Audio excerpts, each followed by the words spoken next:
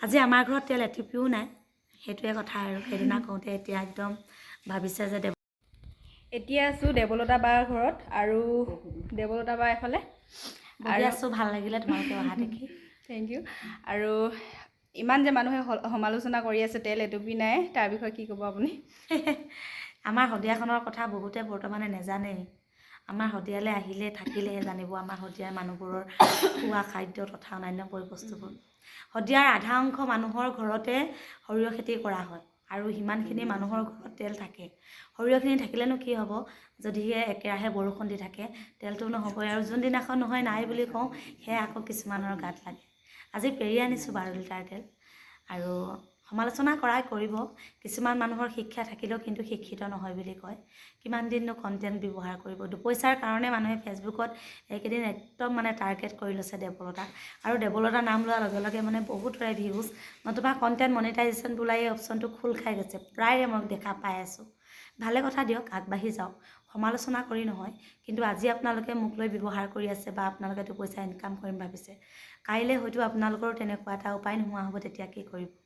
সদায় ফেচবুকেই হওক বা অন্যান্য কাম কাজতেই হওক, নিজাৰ যিটো পৰিচয় সেইটোৰে কাম কৰি গ'লে সদায় ভালেই হ'ব। কাৰণ ময়ো আগতীয়াকৈ কাকো বেয়াকৈ নকওঁ।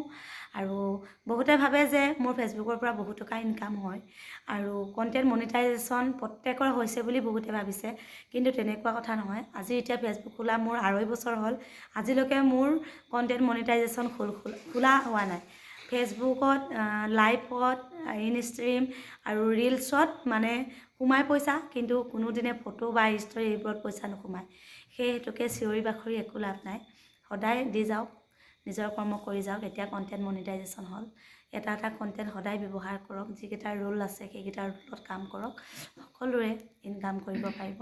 আৰু এনেই ভিডিঅ' এটাত দি দিলেই যে ফেচবুকত ভাইৰেল হৈ যাম বা তাৰ পৰা ইনকাম হয়, সেইবোৰ বহুত মিছা কথা। বহুত কাম কৰিব লাগিব, আকৰ্ষণীয় হ'ব লাগিব ভিডিঅ' এটা, যাতে কাৰোবাৰ চকুত পৰে। আৰু সেই ভিডিঅ'টোৰ মানে লাখ লাখ ভিউজ হ'ব লাগিব, আৰু সেই ভিউজৰ ওপৰত আপোনাৰ নিৰ্ভৰ কৰে। আৰু এটা কথা, ভিডিঅ'টোত কিমানজন মানুহে কিমান সময় চাইছে, সেইটো এটা গুৰুত্বপূৰ্ণ কথা। ভিডিঅ'টো এতিয়া 1 মিলিয়ন ভিউজ হ'ব পাৰে, কিন্তু তাত ইনকাম নহয় ইমান।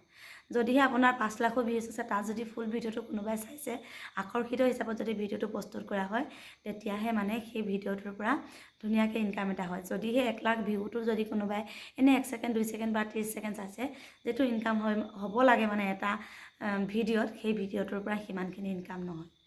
সেইটোৱে কথা, কাম কৰা। আৰু তেল এটুপি নাই বাক্যশাৰী এবাৰ কৈ দিয়ক। আজি আমাৰ ঘৰত তেল এটিপিও নাই, সেইটোৱে কথা আৰু সেইদিনা কওঁতে এতিয়া একদম ভাবিছে যে দেৱলতাৰ ঘৰত সঁচাকৈ তেল নাই নেকি, সদায় বইলে খায় নেকি।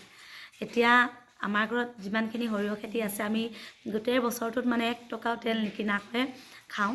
আৰু সেইকাৰণে যোনদিনাখন নহয় আৰু নেখাওঁ, সেইদিনাখন বইল চইল খাই আলু চালু পিটিকা কৰিয়ে ভাতটো খাই দিওঁ, তেলৰ মাথাই নেমাৰোঁ আমি।